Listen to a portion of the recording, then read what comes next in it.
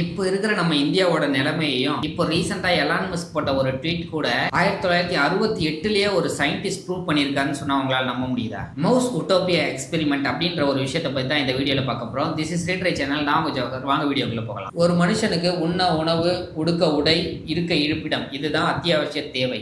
இது எல்லாமே எல்லாருக்குமே ஃப்ரீயா கிடைச்சிருச்சுன்னு வச்சுக்கோங்களேன். இந்த ஒரு வாழ்க்கை எப்படி இருக்கும்? மனுஷங்க ரொம்ப ஹாப்பியா வாழ்வாங்களா, இல்ல இந்த சொசைட்டியா கொலாப்ஸ் ஆயிடுமா? 1968ல ஒரு சயின்டிஸ்ட் இந்த ஒரு கேள்விக்கு ஆன்சர் கண்டுபிடிச்சிருக்காரு, ஒரு ஷாக்கிங்கான ஒரு எக்ஸ்பெரிமெண்ட் பண்ணி. அதுதான் ரொம்ப ஃபேமஸான மவுஸ் யூனிவர்ஸ் 25.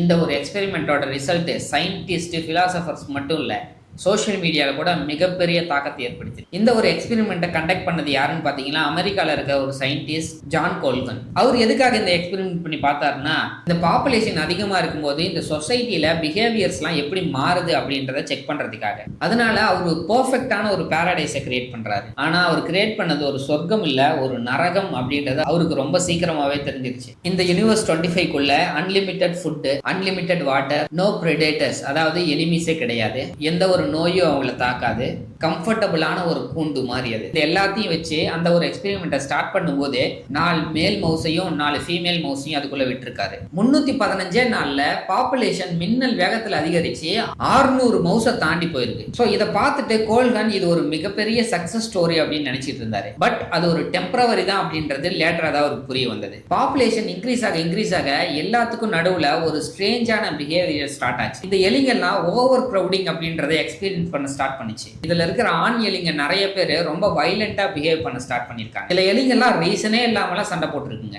இன்னும் சில மேல் எலிங்க எல்லாம் பாத்தீங்கன்னா இந்த சோஷியல் இன்டராக்ஷன்ஸை கம்ப்ளீட்டா கட் பண்ணிடுச்சுங்க. இது ஒரு பக்கம் இருக்கும்போது இந்த ஃபீமேல் எலிங்க எல்லாம் என்ன பண்ணுச்சுன்னா, தன்னோட குட்டிங்களை ப்ராப்பரா அதால கேர் பண்ணிக்க முடியாம போச்சு, தெரிஞ்சே தொலைச்சிட்டு கூட வந்துருதுங்க. இன்னும் ஷாக்கிங்கான விஷயம் என்ன எக்ஸ்பீரியன்ஸ் பண்ணாங்கன்னா, மேட்டிங் அப்படின்றதையே, அதாவது இனப்பெருக்கம் பண்றதையே இந்த எலிங்க ஸ்டாப் பண்ணிருச்சான். கோல்கன் இந்த ஒரு சோசியல் கொலாப்ஸ்க்கு பிஹேவியரல் சிங்க் அப்படின்னு சொல்லி பேர் வச்சிருக்காரு. அதாவது பிசிக்கலி ரிசோர்ஸ் இருந்தாலும் இந்த சோஷியல் பிஹேவியர் கொலாப்ஸால என்டையர் சொசைட்டியை அழியறதுக்கு கூட வாய்ப்பு இருக்குன்னு. இந்த எக்ஸ்பெரிமெண்ட்ல ரொம்ப ஃபேமஸான ஒரு குரூப் தான் பியூட்டிஃபுல் ஒன்ஸ். இந்த குரூப்ல இருக்கிற இந்த எலிங்கெல்லாம் யார் கூடயும் சண்டைக்கும் போக மாட்டாங்க, எந்த ஒரு சோஷியல் இன்ட்ராக்ஷனும் வச்சுக்க மாட்டாங்க. அவங்க உண்டு, அவங்க வேலை உண்டுன்னு இருப்பாங்க.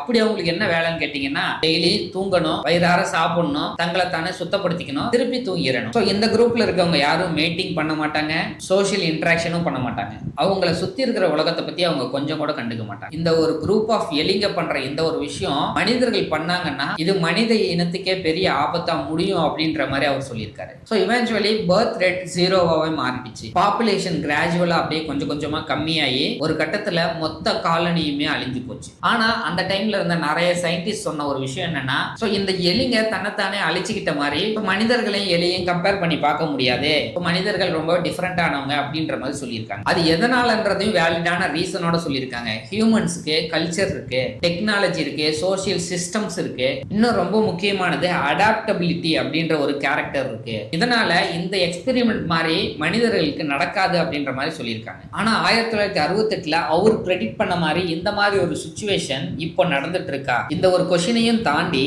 நமக்கு கிடைக்கிற ஒரு லெசன் என்னன்னா, ஒரு சொசைட்டி சர்வே ஆகணும்னா ஃபுட் மட்டும் போதாது, ஹெல்தியான ரிலேஷன்ஷிப், பர்பஸ், சோஷியல் பாண்டிங், இது எல்லாமே ரொம்ப முக்கியம். நீங்க என்ன நினைக்கிறீங்க?